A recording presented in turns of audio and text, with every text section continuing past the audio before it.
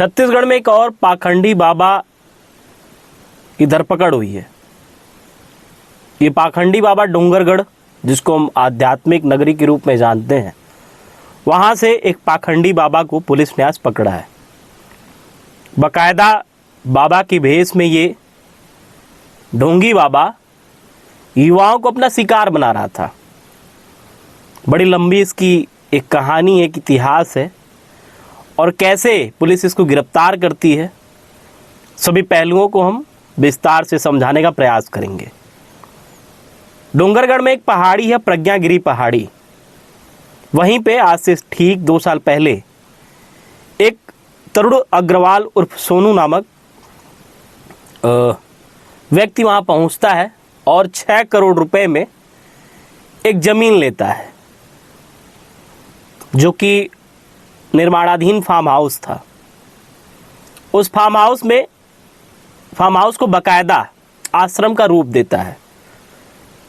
चूंकि मूलतः रहने वाला तरुण डोंगरगढ़ का ही पारिवारिक पृष्ठभूमि जो है, सेठ परिवार, अच्छा खासा शहर में नाम और ठीक ठाक रुतबेदार परिवार, तो ऐसे में जमीन उमीन लेने के बाद ये एक आश्रम का निर्माण करता है। आश्रम का नाम रहता है बालकिशन प्रसाद अग्रवाल मेमोरियल। बाकायदा योग के लिए उस आश्रम का निर्माण किया था, और फिर धीरे धीरे जो है युवाओं तक इसका आश्रम पॉपुलर हो गया। घटना क्या घटी है उसको भी विस्तार से समझिए। बीते 24-25 जून की रात की बात है। पुलिस अचानक से रेड मारती है। रेड में 2 केजी गांजा, सेक्स टॉय, नशीली गोलियां, वियाग्रा टैबलेट और इंजेक्शन उसके आश्रम से बरामद होते हैं। पुलिस को काफ़ी दिनों से शक था, चूंकि जैसे ही शाम होती युवाओं की भीड़ इसके आश्रम पे आनी शुरू हो जाती। आश्रम नहीं बल्कि फार्म हाउस समझिए, आश्रम तो नाम दिया गया था।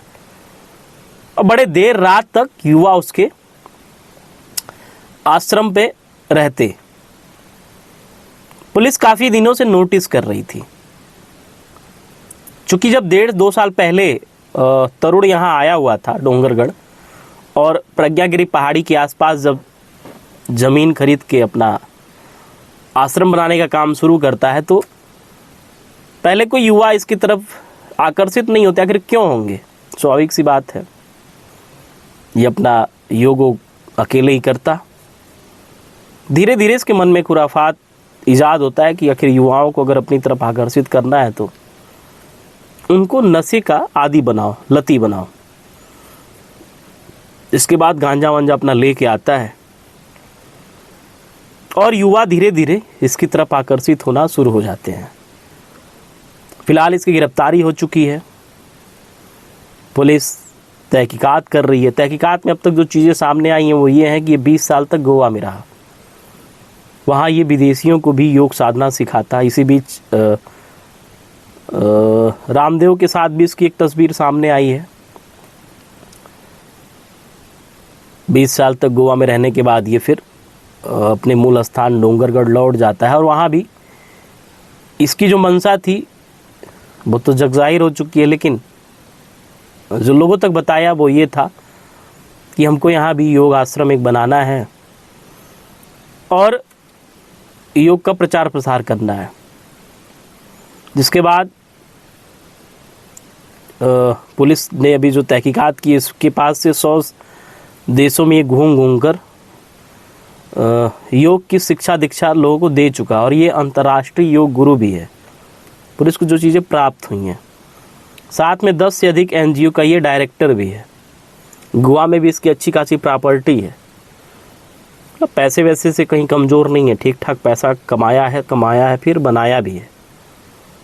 ऐसे में डोंगरगढ़ आके युवाओं को अपनी तरफ आकर्षित करने का प्रयास किया, उनको नशे का आदी बनाया, और युवाओं की एक लंबी कतार इसके साथ जुड़ गई।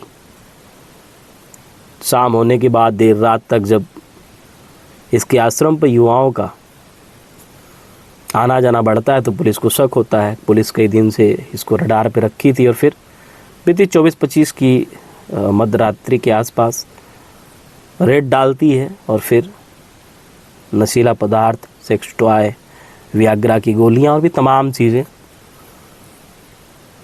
इसके आश्रम से प्राप्त होती हैं। फिलहाल ये बाबा जो है पुलिस की गिरफ्त में है, पुलिस इससे पूछताछ करेगी, आगे क्या कुछ होता है वो भी हम बताएंगे। लेकिन कहीं ना कहीं भगवा की आड़ में जो ऐसे पाखंडी बाबा हैं उनसे बचने की ज़रूरत है।